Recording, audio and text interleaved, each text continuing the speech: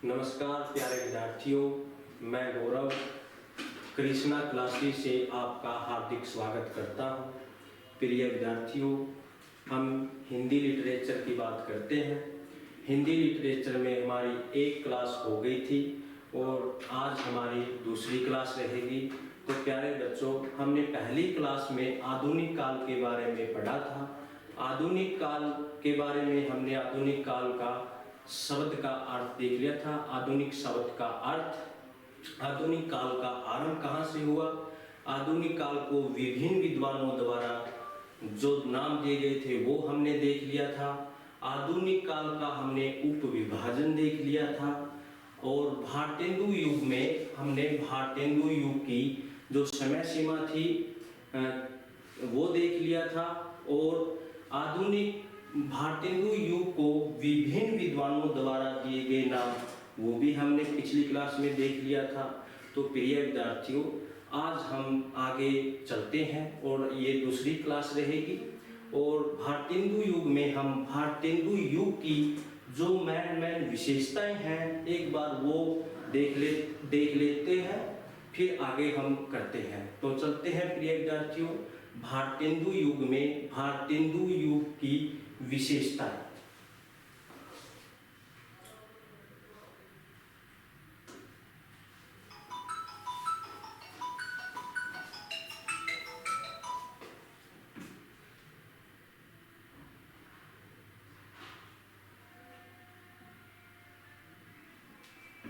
भारतेंदु युग की विशेषताएं।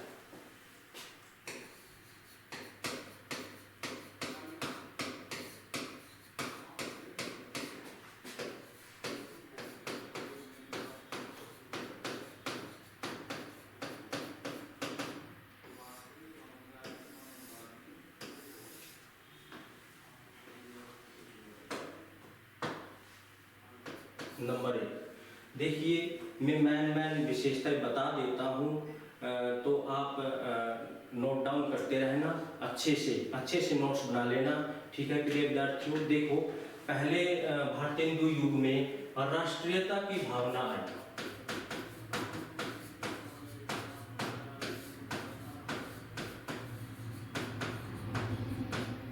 ये कई बार क्वेश्चन पुट कर देते हैं कि कौन सी विशेषताएं किस युग से संबंधित रहेंगी। ये भारतेंदु युग की दे देंगे एक दो विशेषताएं और एक द्विवेदी की डाल देंगे, तो पूछ लेंगे कि कौन सी भारतेंदु युग से संबंधित है। तो आपको वो फिर अच्छे से पता हो तभी आगे कर पाओगे। तो प्रिय विद्यार्थियों, यहाँ देखिए दूसरी, देखिए पहली है राष्ट्रीयता की भावना। पहले भारतेंदु युग में जो कवि हुए, पहले गुलाम था हमारा भारत देश, तो कविताओं में अच्छी कविताएं लिखी और देश की जो राष्ट्रीयता की भावना को जोड़ने का प्रयास किया गया। तो पहली है राष्ट्रीयता की भावना। अगली है राजभक्ति की भावना।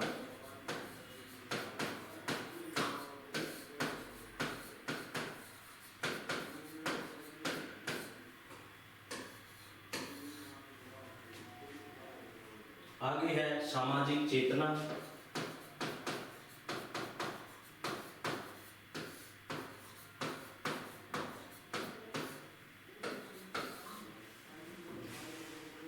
प्रकृति वर्णन भी रहेगा,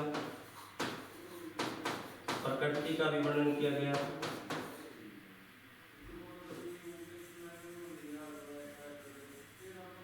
प्रकृति वर्णन,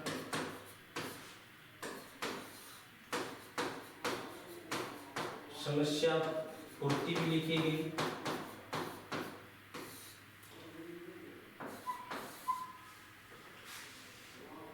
हास्य व्यंग्य की प्रधानता रहेगी।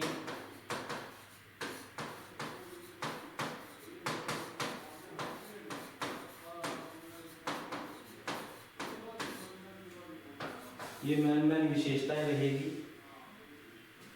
श्रृंगारिकता,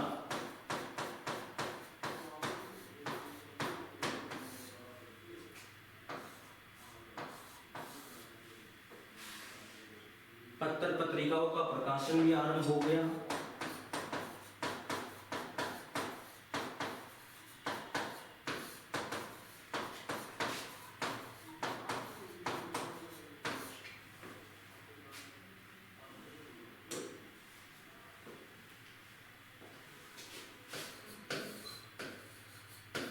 भक्ति भावना,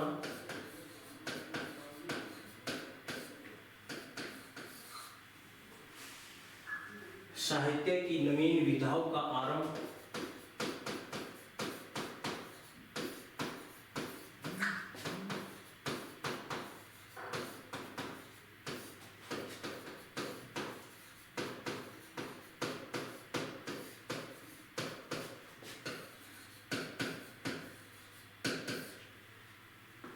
साहित्य में जैसे कहानी है, नाटक है, उपन्यास है, निबंध है, संस्मरण है, रेखाचित्र है, अनेक विधाओं का आरंभ भारतेंदु युग से ही हो गया था।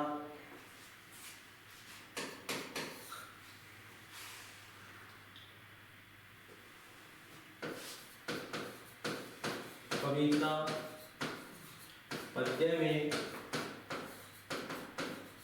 ब्रज भाषा का प्रयोग,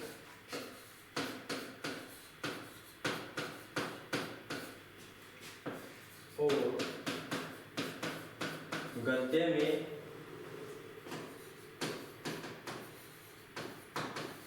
खड़ी बोली का प्रयोग।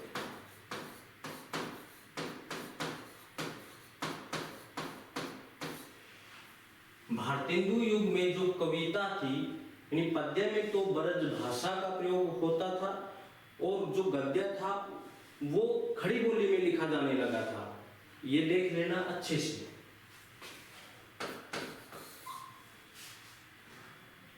जनवादी विचारधारा,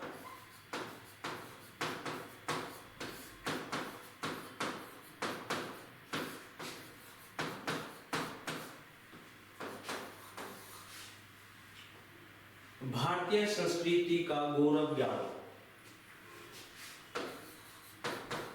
भारतीय संस्कृति का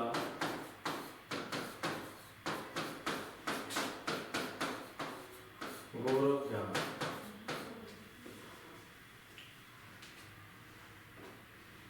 तो ये थी मुख्य भारतेंदु युग की विशेषताएं। क्या क्या विशेषताएं रही ये देखिए। भक्ति भावना भी थी, साहित्य की विभिन्न विधाओं का आरंभ यहाँ से हो गया। कविता में पद्य में ब्रजभाषा का प्रयोग और गद्य में खड़ी बोली का प्रयोग हो गया। जनवादी विचारधारा उत्पन्न हो गई थी और भारतीय संस्कृति का गौरवगान कविताओं में पढ़ा जाने लग गया था। ठीक है, ये मैन विशेषताएं रहेंगी, ये अच्छे से पढ़ लेना, देख लेना। तो प्रिय विद्यार्थियों, आगे हम देखेंगे अब भारतेंदु युग के संदर्भ में आलोचकों के कथन। जो ये कथन है ये बहुत नेट के एग्जाम में मोस्ट इम्पोर्टेंट रोल अदा करते हैं। ये अच्छे से आपको याद होने चाहिए। तो कौन से कथन रहे ये हम देख लेते हैं, और अच्छे से आप अपने नोट्स पे लिख लेना, अच्छे से बढ़िया, और बना लेना, अच्छे से याद भी करने होंगे ये।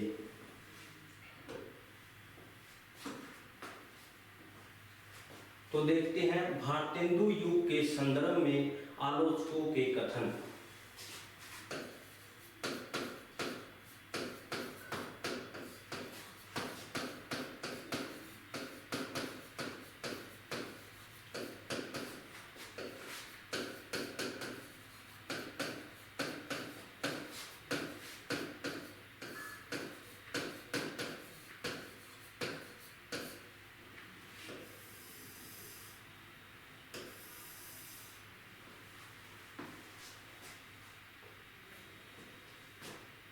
ये कथन बहुत इंपॉर्टेंट है, अच्छे से आपको याद होने चाहिए और अच्छे से इन्हें लिख लेना।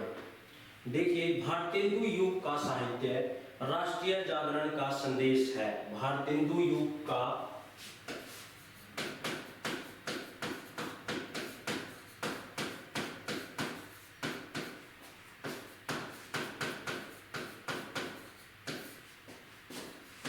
राष्ट्रीय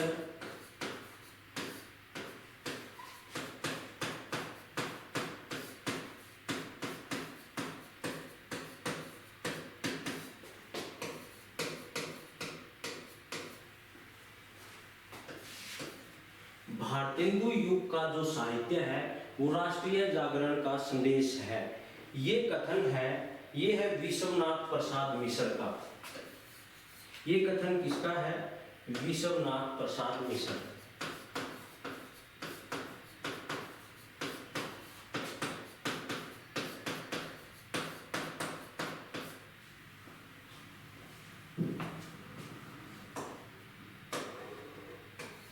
नंबर 2 पर देखिए, भारतेंदु युग का साहित्य है।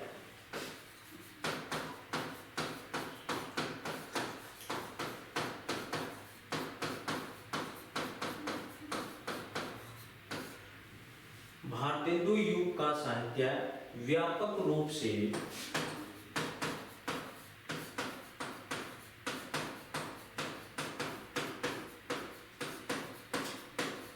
गदर से प्रभावित था। ये जो कथन रहेगा, ये रहेगा रामविलास शर्मा का।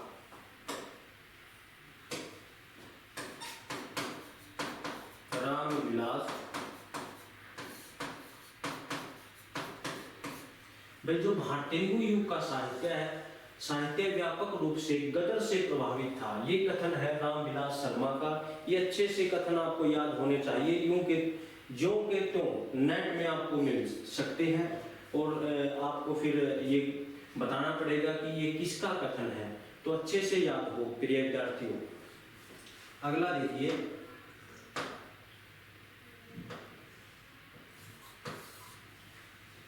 नंबर 3 पर देखिए,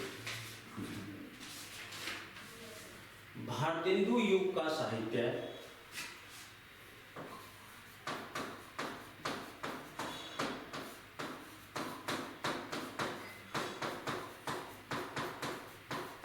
भारतेंदु युग का साहित्य जनवादी इस अर्थ में है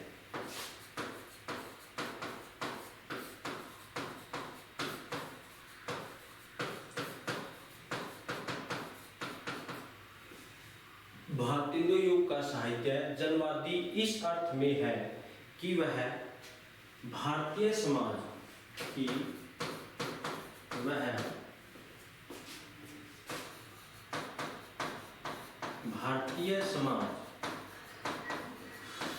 भारतीय समाज के पुराने ढांचे से संतुष्ट न रहकर भारतीय समाज के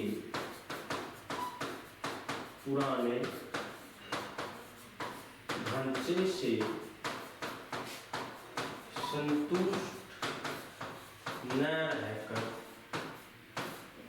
संतुष्ट न रहकर उसमें सुधार भी चाहता है, उसमें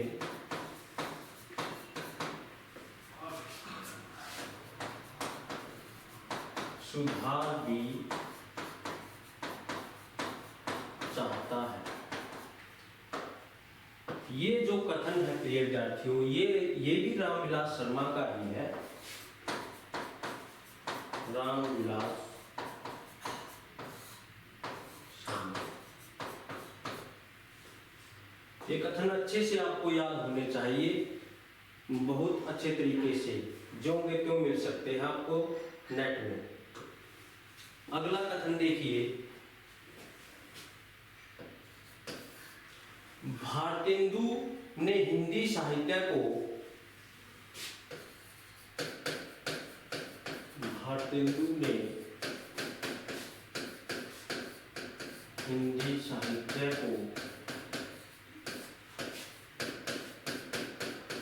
एक नए मार्ग पर ला खड़ा किया।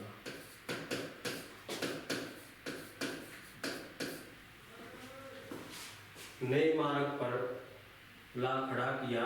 वे नए साहित्य के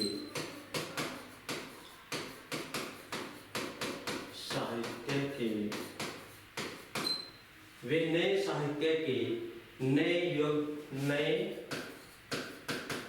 युग प्रवर्तक थे।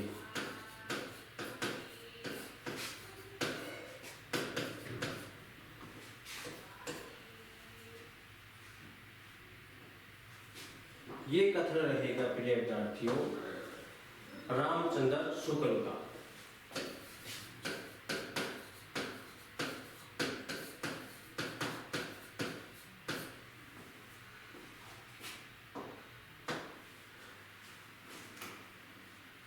कथन देखिए,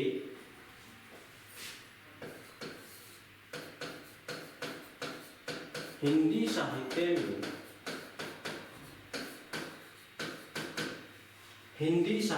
में विषय विविधता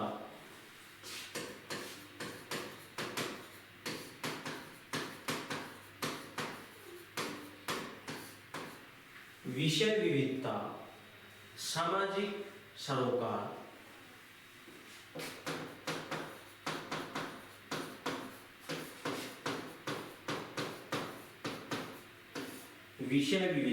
सामाजिक सरोकार, भाषा का परिमार्जित रूप,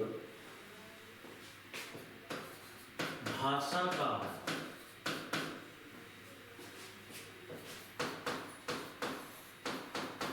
परिमार्जित रूप क्या? शुद्ध रूप।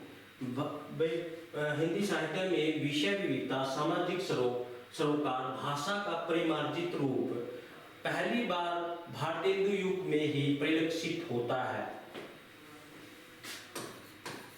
पहली बार भारतेंदु युग में ही परिलक्षित होता है।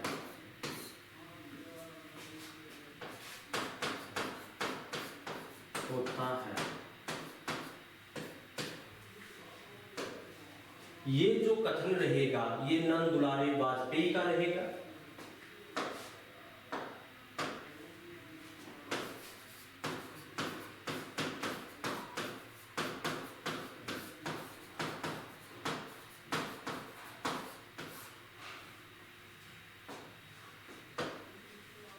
अगला कथन देखिए, हिंदी नवजागरण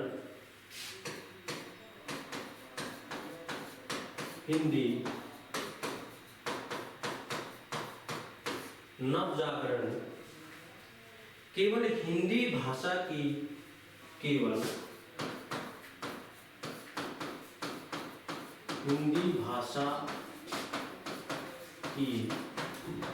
उनकी नहीं है। नहीं,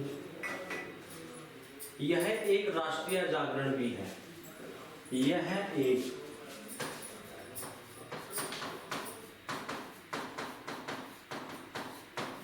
राष्ट्रीय जागरण भी है।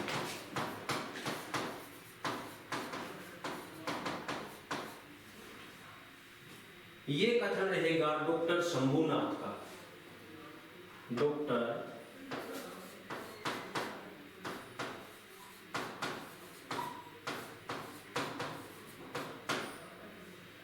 ठीक है प्रिय विद्यार्थियों, ये कथन अच्छे से याद करने हैं आपको, बिल्कुल नोट डाउन करना है, अच्छे से याद हो।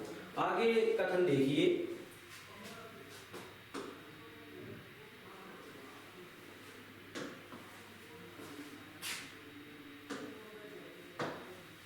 अगला जो कथन है वो देखिए, नंबर आप डाल लेना कितने नंबर पे कितना है। ठीक है, भारतेंदु युग के एक और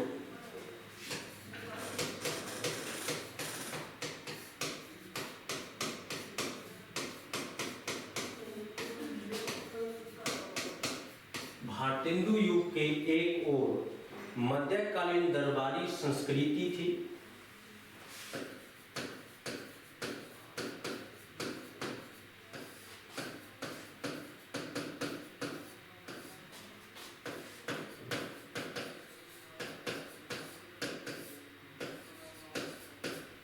मध्यकालीन दरबारी संस्कृति थी, तो दूसरी ओर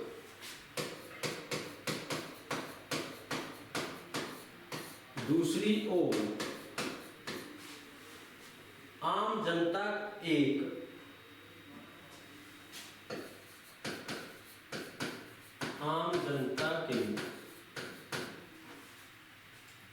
सामाजिक और राजनीतिक आंदोलन के लिए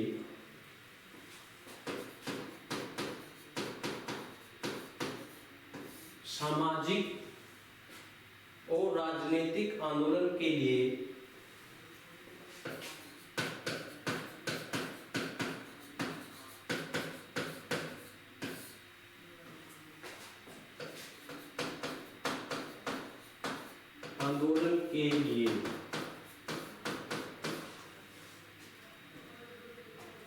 वातावरण तैयार करना था।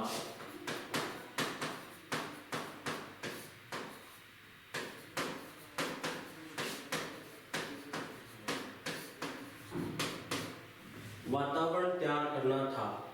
साहित्य में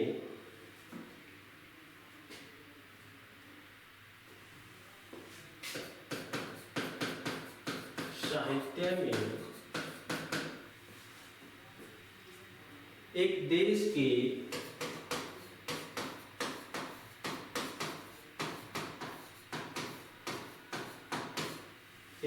के बढ़ते हुए असंतोष को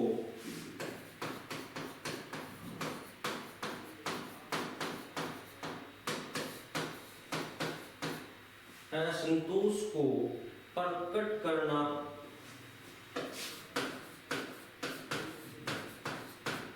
भर न था।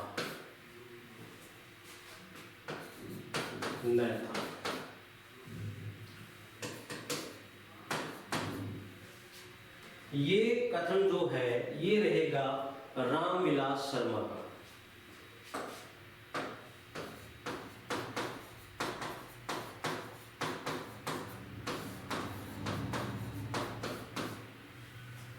देखो, भारतेंदु युग के एक और मध्यकालीन दरबारी संस्कृति थी, तो दूसरी ओर आम जनता के सामाजिक और राजनीतिक आंदोलन के लिए वातावरण तैयार करना था। जब भारतेंदु युग आंदोलन के लिए वातावरण तैयार करना था, साहित्य में एक देश के बढ़ते हुए असंतोष को प्रकट करना भर न था। मोस्ट इंपोर्टेंट है ये कथन। ये है रामविलास शर्मा का। ठीक है, आगे देखते हैं, एक कथन और देख लेते हैं, अगले ही पेज पे देखते हैं।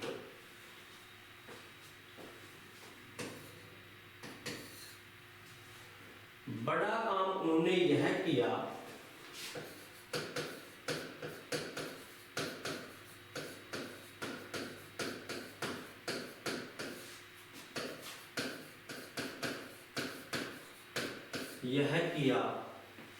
कि साहित्य को नवीन मार्ग दिखाया। साहित्य को नवीन मार्ग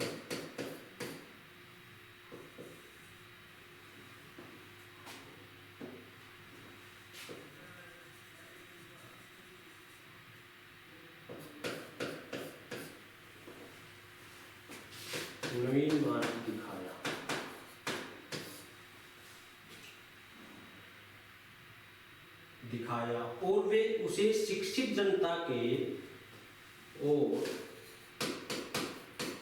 वे उन्हें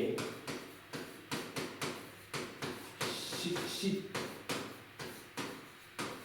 जनता के साहचर्य में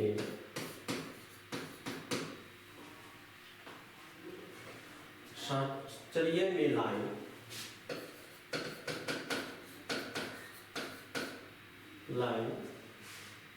प्राचीन और नवीन का सुंदर सामंजस्य। प्राचीन और नवीन का सुंदर सामंजस्य भारतेंदु की कला का विशेष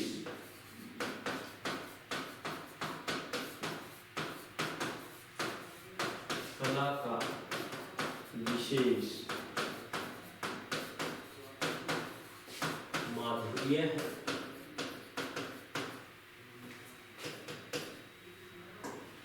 ये कथन रामचंद्र शुक्ल जी का है।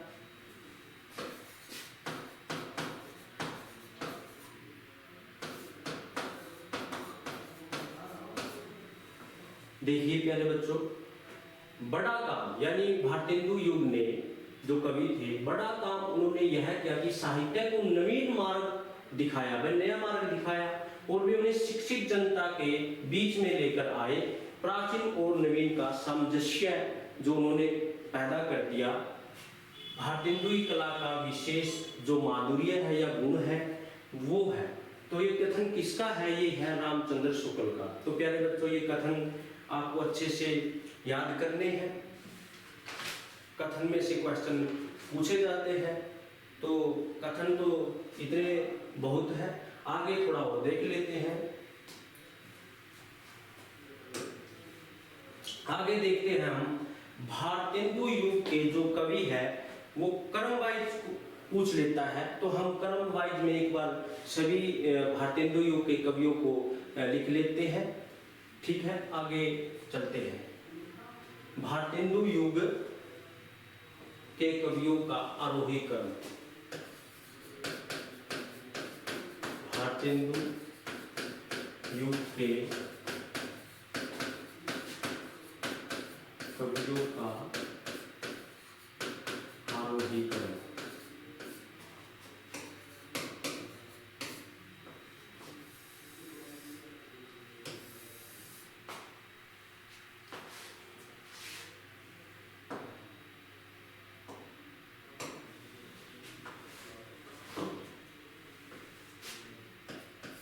पहला देखिए, राजा श्री प्रसाद सितारे हिंद।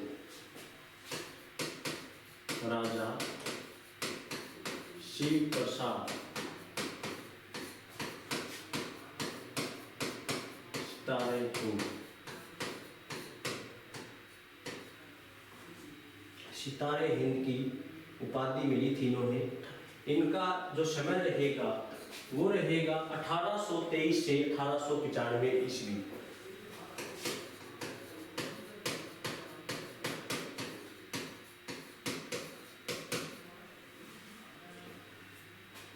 आगे है नंबर 2 पर राजा लक्ष्मण सिंह।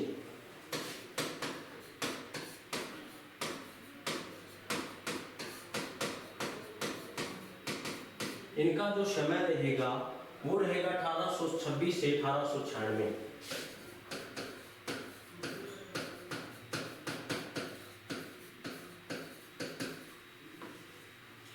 आगे रहेंगे बालकृष्ण भट्ट।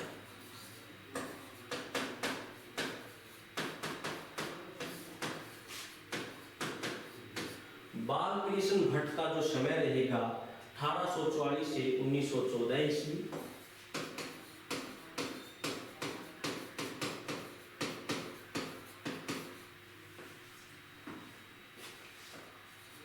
नंबर 4 पर रहेंगे बाबू तोताराम। बाबू तोताराम। बाबू तोताराम का जो समय रहेगा वो रहेगा 1847 से 1902 ईस्वी।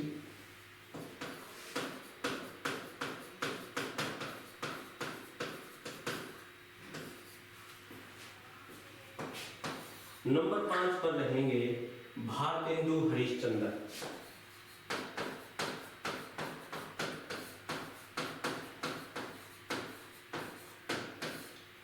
भारतेंदु हरिश्चंद्र का जो समय रहेगा वो रहेगा 1850 से 1885।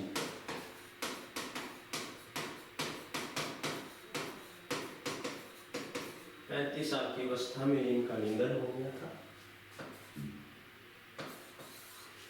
आगे देखिए, लाला श्रीनिवास दास।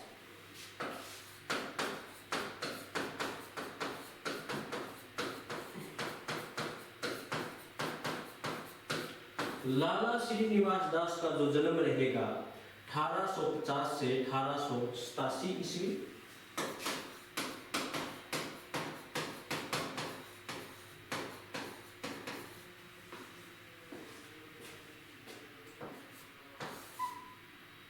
आगे जो रहेगा प्रेम घन।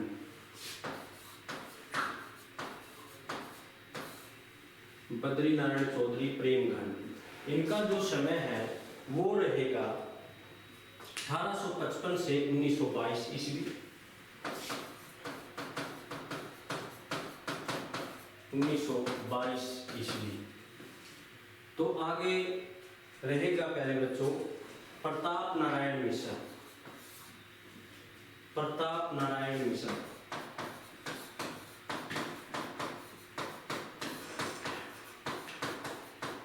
प्रताप नारायण मिश्र का जो समय रहेगा वो रहेगा 1856 से 1894 ईस्वी।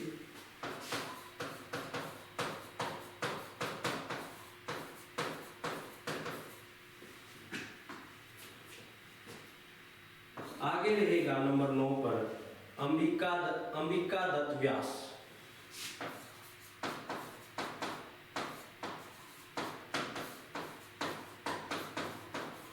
अंबिका दत्त व्यास का जो समय रहेगा वो रहेगा 1800 नहीं, डॉक्टर जगमोहन सिंह भी आएंगे, एक मिनट।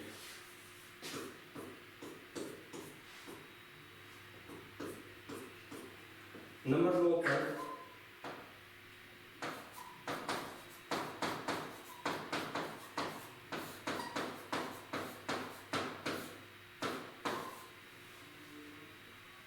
ठाकुर जगमोहन सिंह का जो समय रहेगा 1857 से 1899 ईस्वी।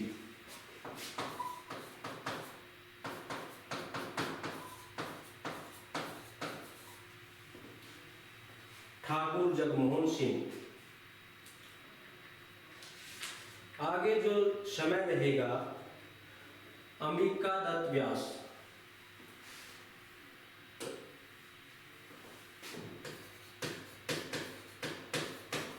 अंबिका दत्त व्यास। अंबिका दत्त व्यास का जो समय रहेगा वो रहेगा 1858 से 1900।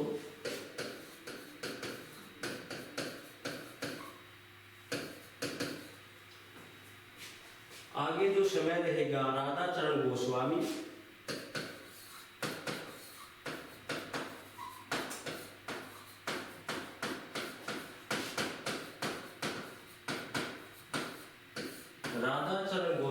राधाचरण गोस्वामी का जो समय है 1859 से 1925 ईस्वी।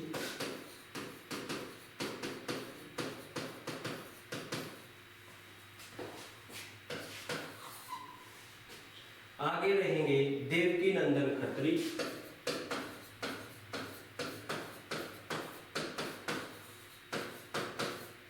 इनका जो समय रहेगा वो रहेगा 1861 से 1913 ईस्वी।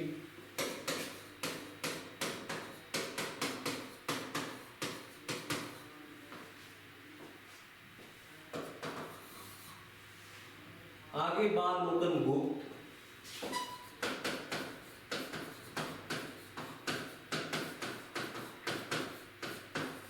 इनका जो समय रहेगा 1865 से 1907 रहेगा।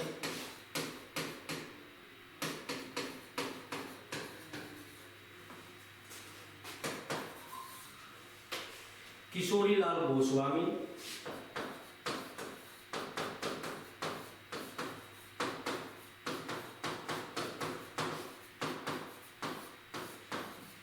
इनका जो समय रहेगा 1865 से 1932।